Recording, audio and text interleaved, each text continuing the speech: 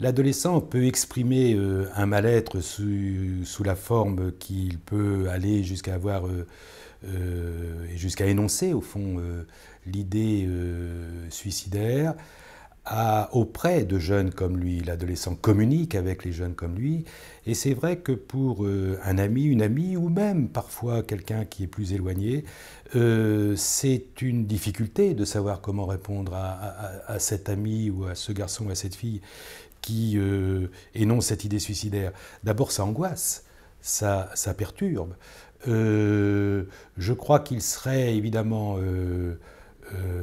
à éviter les deux extrêmes, c'est-à-dire soit à en rire, à prendre ça comme ça à la légère et à dire tu me fais une blague, parce que même si c'est dit sous une forme relativement légère, c'est quand même pas une phrase anodine.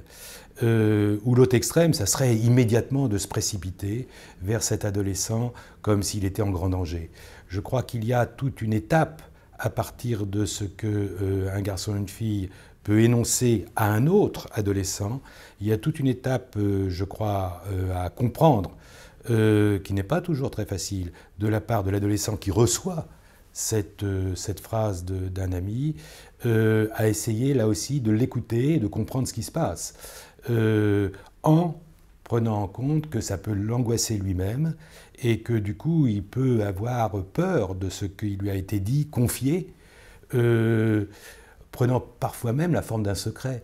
Donc c'est de la part de l'adolescent qui reçoit ce message d'un autre adolescent, je crois qu'il peut lui aussi penser qu'il peut le partager avec quelqu'un d'autre. C'est parfois une des manières à cet âge de pouvoir le plus élaborer ce qui est en train de se dire, c'est de le partager avec les autres.